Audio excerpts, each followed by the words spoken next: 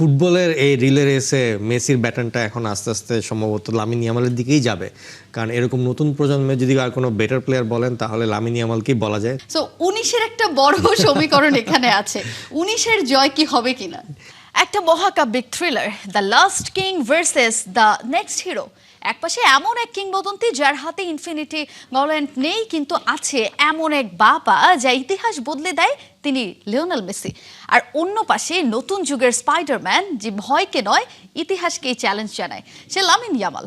মাসের পর মাস অপেক্ষার শেষ, এখন বাকি শুধু 90 মিনিট, এরপরে ইতিহাস পাবে তার নতুন অধ্যায়, the ultimate world Cup final. যদি আজকের ফাইনালটা মার্ভেল ইউনিভার্স হতো তাহলে এটা ইনফিনিটি ওয়ার না, এটা হতো এন্ড গেম। আজ শুধু ট্রফির লড়াই না, আজ শেষ বাঁশের সঙ্গে একজন আরও অমর হবেন আর একজন শুরু করবেন নতুন একটা যুগ। Welcome to the Argentina versus Spain, the World Cup final discussion.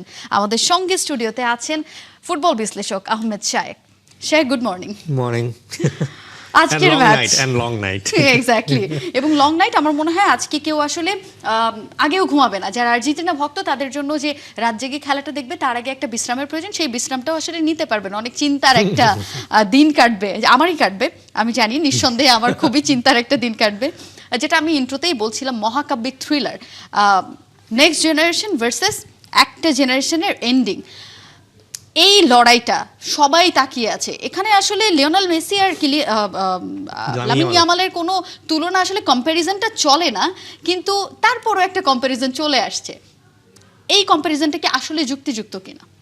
না, একদিক দিয়ে যুক্তিযুক্ত না। তার কারণ হচ্ছে যে একজন সবেমাত্র তার ক্যারিয়ারটা শুরু করছে, এবং মানে এরকমও আমি বলবো না যে ওয়ার্ল্ড কাপে তার যে ক্যারিয়ারটা খুব স্ট্রংলি শুরু হয়েছে, কারণ ইয়ামালের ওভাবে পার্সোনাল পারফরমেন্স কিন্তু এরকম টপ লেভেলে ছিল না এই ওয়ার্ল্ড কাপে। যেটা আমরা আবার 2006 সালে মেসির কিন্তু একটা পার্সোনাল পারফরমেন্স ছিল, ইন্ডিভিজুয়াল, যে খুব ভালো করেছিল আর্জেন্টিনা সেই সময়। তো সেই হিসেবে যদি দেখেন তাহলে কম্প্যারিজনটা আসে না। কিন্তু ওই যে ধরেন যে রিলে রেসের যে ব্যাটনটা একজন থেকে আরেকজনের হাতে দিয়ে দেওয়া, তো ফুটবলের এই রিলে রেসে মেসির ব্যাটনটা এখন আস্তে আস্তে সম্ভবত লামিন ইয়ামালের দিকেই যাবে।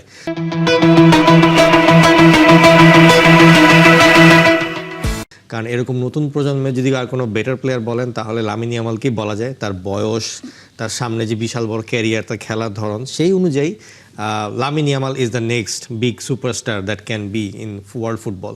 সো আজকের ম্যাচ দিয়ে হয়তো ব্যাটনটা এক হাত থেকে আরেক হাতে শুরু হয়ে যাবে। সো এই জিনিসটা দেখতে ভালো লাগছে। প্লাস ওই যে 20 বছর না কত বছর আগের একটা ছবি, সেটা 2007-এর একটা ছবি, এবং এখানে একটা 19-এর ফ্যাক্টর আছে, যেটা নিয়ে আমাদের একটা প্রতিবেদনও হয়েছে। 19-এর ফ্যাক্টরটা এরকম যে লিওনেল মেসির সাথে লামিন ইয়ামালের বয়সের পার্থক্যটা 19। লামিন ইয়ামাল পড়ছেন 19 নাম্বার জার্সি।